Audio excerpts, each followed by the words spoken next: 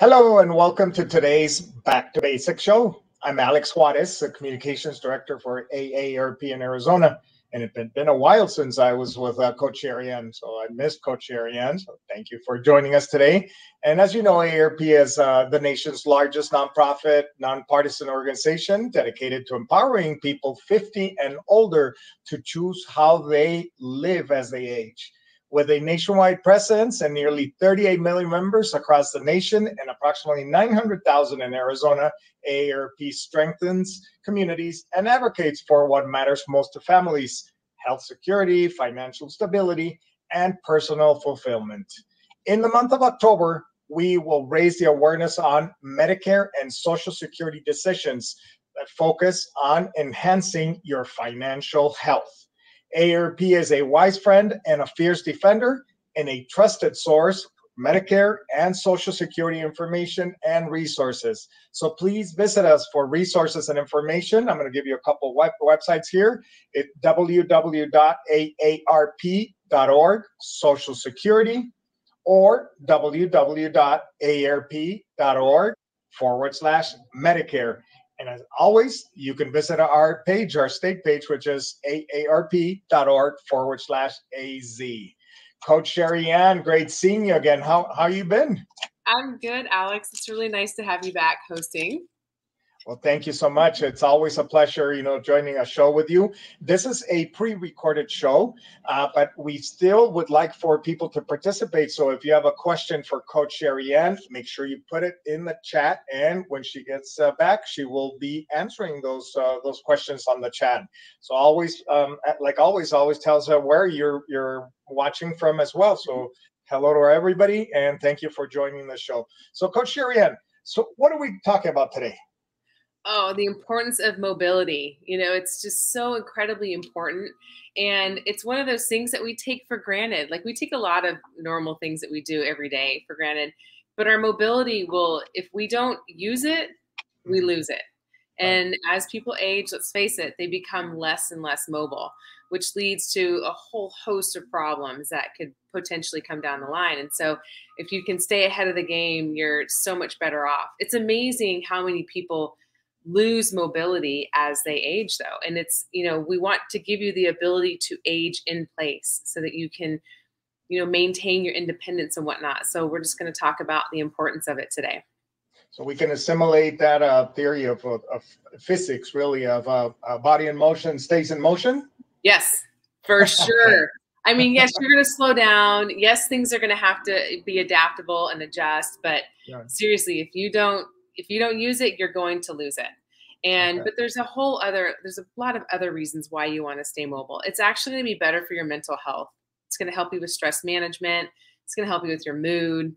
Your heart health is going to be better if you're able to be mobile. That's, this is kind of a given almost.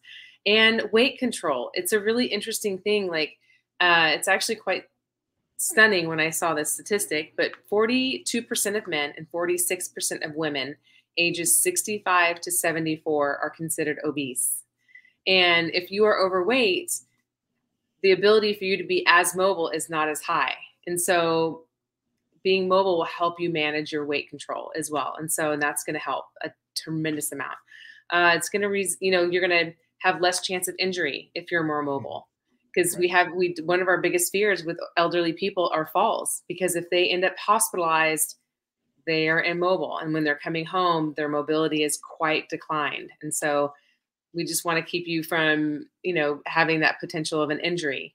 It's going to increase your social opportunities, which we all know is so much fun. It's fun to be social. And it also helps with brain health when you're being social and having interactions and conversations with people. So being able to be mobile and get to those social events is really critical. If you're mobile, your flexibility is going to be better. It's kind of like one of those things where it's back to like use it or lose it, or what's in motion is going to stay in motion. So flexibility is really critical, because as we're sedentary, the more sedentary you become, the shorter your muscles become. And so you don't have the ability to have that flexibility and move freely. So it's going to help with your flexibility. And if you're being mobile, what else is going to happen? It's going to enhance your balance. Right. So balance is a huge thing. We even did a whole show on balance and the importance of balance as you age, because people tend to lose it. So I'll give you some tips later on how to maintain that balance and keep it. The other thing too with staying mobile is it's going to either help you regain or maintain your confidence. This circles back around to what I was saying before about having that independence, because if you are lacking independence, if you're not mobile, depression can set in, your self-esteem goes down. And so these are all things that are all so linked, but people don't think about mobility being one of those foundations for all of these things that could happen. And if you're mobile, you can exercise more, right? Mm-hmm. Yeah, exercising more, yeah. It helps everything. Yeah. So and being mobile doesn't mean that you have to go out jogging and hiking like crazy, right? It can be just taking a walk. Right. Yes, absolutely. It doesn't have to be anything major. And some people can be mobile in their homes, but once they go outside, they have a lot of problems because they've set their home up to compensate and help them not be as mobile. So they think they're being mobile in their home, but if they actually go out into public, are you able to go upstairs? Are you able to step up on the curb, or are you always using a ramp? And so there's so many things that you have to be very, very aware of, and you got to get outside. You got to get outside. So it's one of the biggest things is, so we'll just jump right into the tips. And like we said earlier, if you're just now tuning in, this is a pre-recorded show, and please leave your questions or comments in there, and I will circle back around. During our scheduled show, I will actually be in Yosemite with my kids because it'll be our fall break. And so we're going to be out and be extremely mobile. You're going to be very mobile there. So this is pre-recorded, but I will definitely circle back around and answer any questions that people may have. So please, definitely put them in the comment section, or if you have something to share, please do so. And so get out and walk. You have to walk and you have to use your body. And I've said before in many, many shows that the minimum goal is 150 minutes per week. And that's really not very much when you break it down. And it's just 30 minutes, 5 days a week is what I'm asking for. And if you can't do 30 minutes, you can break it up and do 15 minutes in the beginning of the day and 15 minutes at the end of the day. And if you are somewhere where you have whether a track at a high school or just any kind of course or track that you can walk, sometimes it's good to just walk that and walk it as briskly as you can, and if it's the reason I like tracks is because it's measurable. And one of the things that I like to do with some elderly people that I work with is, can you go walk one lap? That's 400 meters. That's a quarter of a mile. And because what tends to happen as people get older is they get dropped off at the door somewhere, if they're going somewhere, or they're just not walking as far. People are accommodating them. Oh, you're, older. I'll go get the car for you. It's like, no, like be independent. Say, no, I'm fine. Like I'll walk the distance. Because what happens as people get older is they tend to shorten the distance that they're walking, and they're not utilizing it. And back to what we said at the beginning, use it or lose it. So make sure you're walking plenty, and if you can get out and go do 4 laps on a track, that's a mile. That's great. Just go out and get it in as much as you can. And when you're walking, just make sure that you're picking your feet up, and almost marching. And this will kind of tie into a little bit to some of the things that I talk about improving balance and coordination. And what tends to happen as people get older when they're walking is they don't pick their feet up as much. And that's how they trip and fall. They catch it on something. If you're outside, it could be a curb, or a rock, or just a little lip in the sidewalk, or anything, or your own ankle. I mean, I'm 47 and I've clipped myself kicking my own ankle. So there's nothing wrong in that, but I'm able to catch myself. But make sure that you're picking your feet up and not just sliding them across the floor. Not dragging them. Yeah. Yeah, that's true. Excellent. Just recently, I read that walking, and I don't remember what the number was, but maybe 120 steps in every minute or so. And I don't remember again the number, but that may be. There's some studies that say that that may help for dementia, Alzheimer's, or preventing some of it. Have you read anything of that? I have not read anything like that, but you know what? I wouldn't be surprised. I mean, we're becoming more and more aware of mental health issues and how Right. it is tied to our physical health as well, and our social health, our emotional Mm-hmm. health. It's all intertwined. Just because somebody has a mental health, you know, or a brain health issue, it's all connected. And so but physical activity always is a great foundation to help ward off a lot of issues. And Right. so moving your body is really, really critical. And if you find yourself being like just less inclined to move, that's when you got to kind of lean into it and move more, you know, because Okay. you got to think about the longevity of your life. You know, if you're 70 and you don't want to do stairs, what are you going to do when you're 90? You know, so it's like, make Yeah. yourself do the stairs. When my mom is out with me, I make her do the stairs with me. I'm like, no, we're not taking the elevator. We'll do stairs. If we have to go slower, so what? We'll go slower. That's okay. Right. If we have to take a break, so what? But I want you to do the stairs because I want you to pick your feet up. So I make her do the stairs with me. And she's 73, I think. 73. Wow. So it's like, you got to lean into that. One of the other tips that I really want to touch on too first, and then we'll go back to the physical component of things, is make sure you're getting your eyes checked. And the reason for that is mental eye health does decline as we age, and impaired vision can impact your ability to be mobile.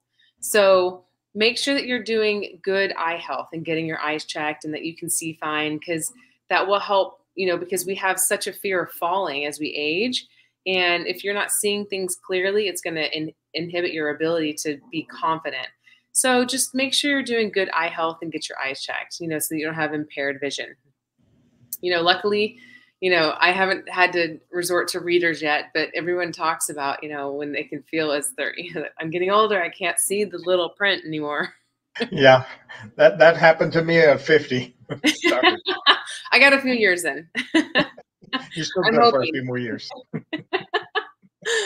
But yeah, just do basic, you know, eye health. Just go get your eyes checked and make sure that you're doing okay and you've got the proper eye wear that you need if you're having impaired vision. So it'll help you with falling and whatnot. And so another thing too is, like we said earlier about your flexibility, make sure you're stretching on a regular basis. And important. It's doing stretches and using, if you're really, really tight, one of these things I like is called a foam roller. Yes. Do you have one of these, Alex? Oh, yes, absolutely. Yes. They're fun. If you've never used one, it can be frustrating because you might feel like you're going to roll off of it. This will really help just stretching your muscles and rolling your muscles out to make them a little more pliable. And I have a short one to make it easier for travel and just managing it also on the ground. Do you recommend the harder rolls or the softer ones? I like medium. Like this one's a medium. Okay. Like I can push my finger into this. Okay. Right. And dent it in. I don't like the knobby ones. They do have foam rollers that have knobs on them. Right.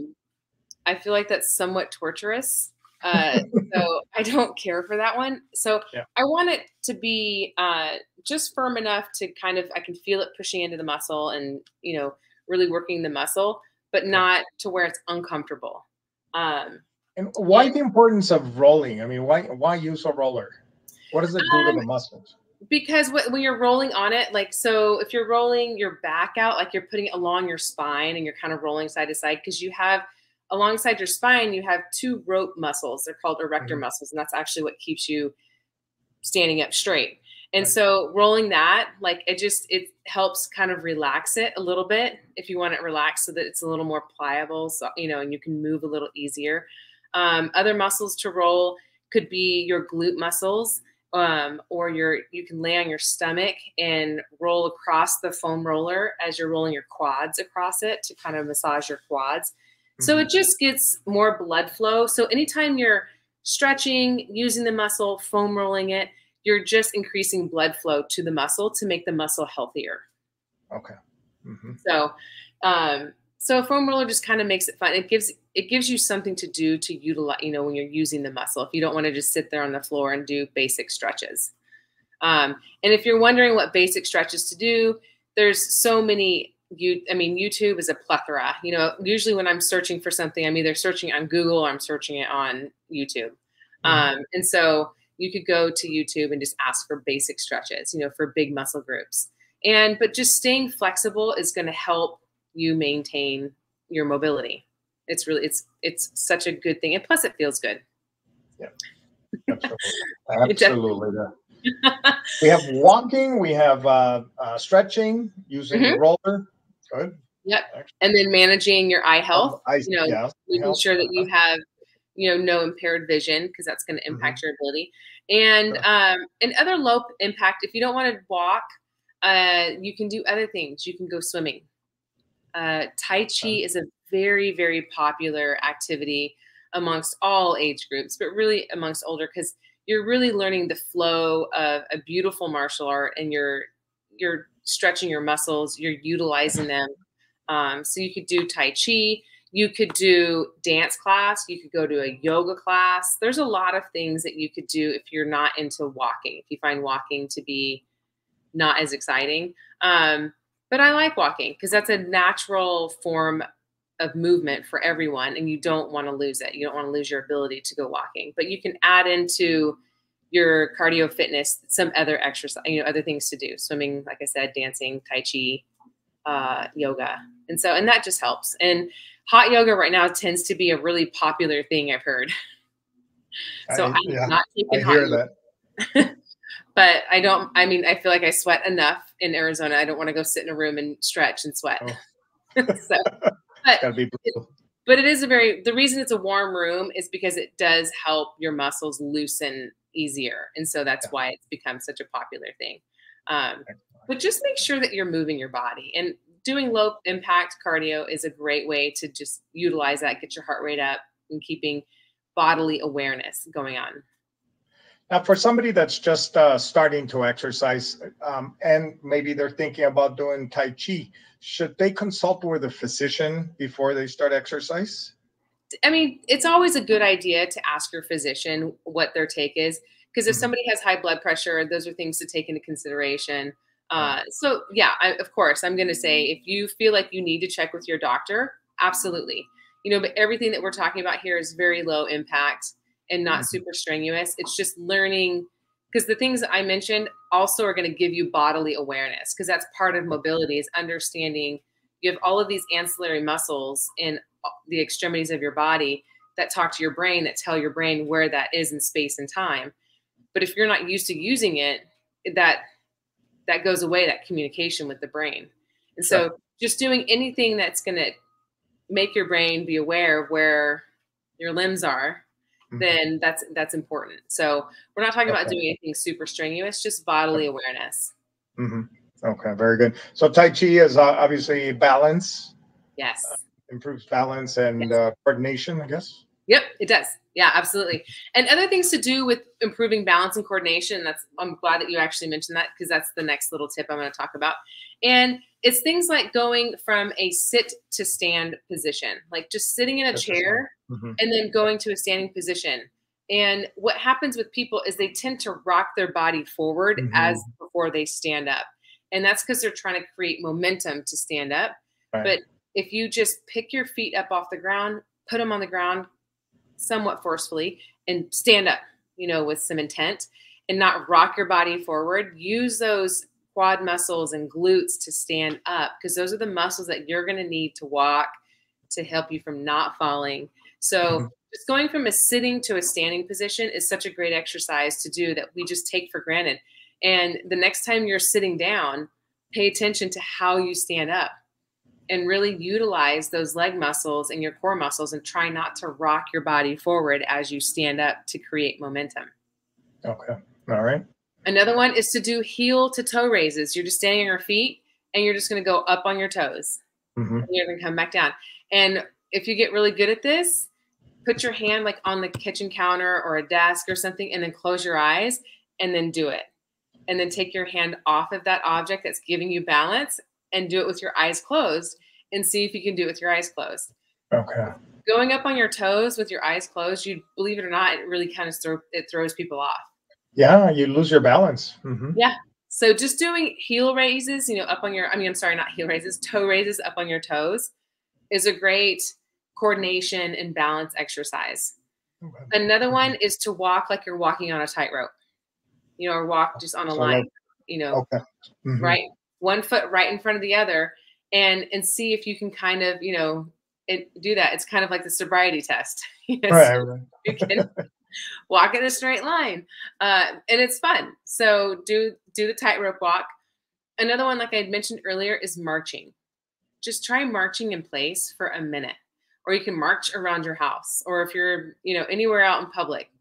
I challenge you to march out in public and see how many people you can get to look at you.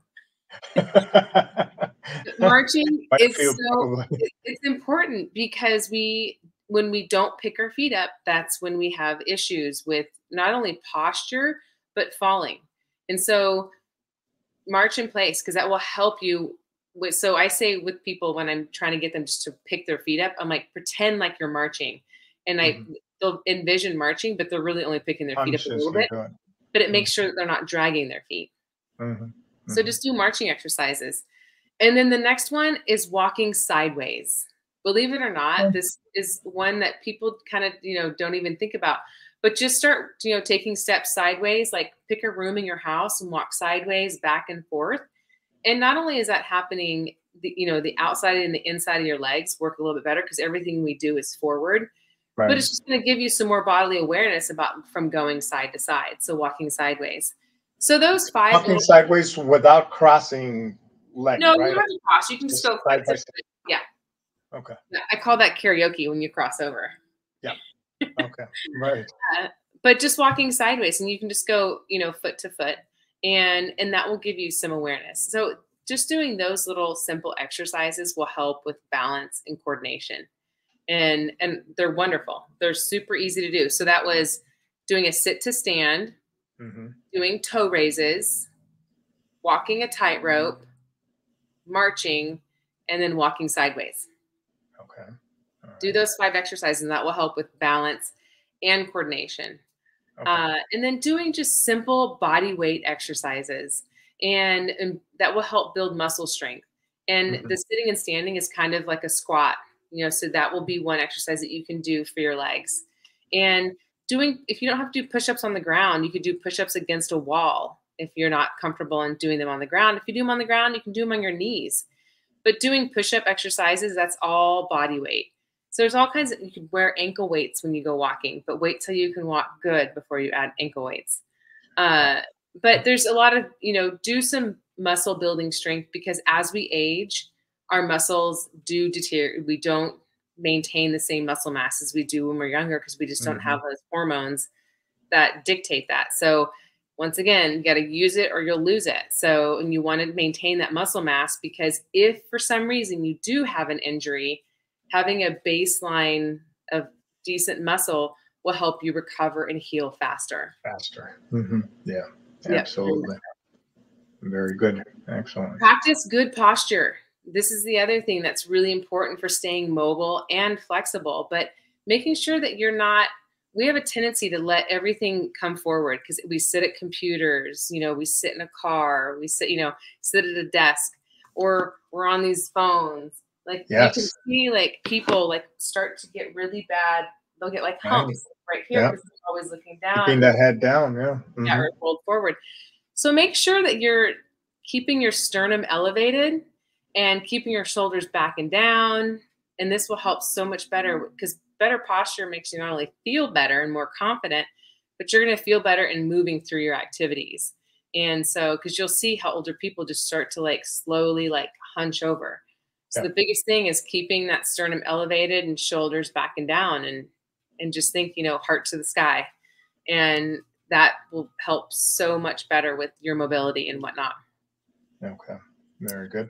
Excellent. The last tip I have is for eating an anti-inflammatory diet. And people are always like, what does that mean? And so, because we need inflammation in our bodies, that's what fights diseases. So we need our body to have the ability to be inflamed. But if we're in a chronic inflammation state, then it's not healthy for us. And so there are foods that we can eat that cause inflammation, sugar being one of them, processed foods, things like that. So you can only guess that an anti-inflammatory diet is a colorful diet. So eating lots of fruits and vegetables, leafy greens, berries are great antioxidants. These are anti-inflammatory. Having olive oil. So eating a lot of olive oil, whether you drizzle it on your salad or your foods that you're eating, because you can drizzle olive oil on just about anything that you're eating. And nuts are a good anti-inflammatory food. They have a lot of antioxidants. So fatty fish, so pretty much like a Mediterranean diet is what they say, nuts, fish, berries, fruits, and, vegetables, leafy greens. So that's an anti-inflammatory. Make sure that you're getting plenty of that in your daily foods will help with the inflammation in your body if you have an excessive amount. Okay, that's good. Wonderful tips. There you have it. Just the importance of mobility with Coach Sherry Ann. So again, if you have any questions for Coach Sherry Ann, make sure you put them in the chat, and Coach Sherry Ann will go back and answer these. Remember, this was a taped show. But for next show on the 25th, November 25th, Coach Sherry Ann will be back. And what are we going to talk about, Coach Sherry Ann? Well, then we're going to be spinning off of this show and talking about how to stay physically active as you age. Because as we age, things happen. It's like, how do we stay active? So I will be showing some movements and giving you some good tips on how to stay physically active. Fantastic. Well, you're going to be very active. You're going to be hiking quite a bit, and we need to stay active as well. So we hope that you do that. Come back next show on the 25th and join us for the how to stay physically active as you age. So thank you again, Coach Sherry Ann. Always a pleasure being with you. Thank you so much for your tips. We really appreciate you. And to everyone watching us, have a wonderful, wonderful rest of the week. And we will see you again in a couple of weeks. Thank you. Take care and have a great evening. Thank you, Alex.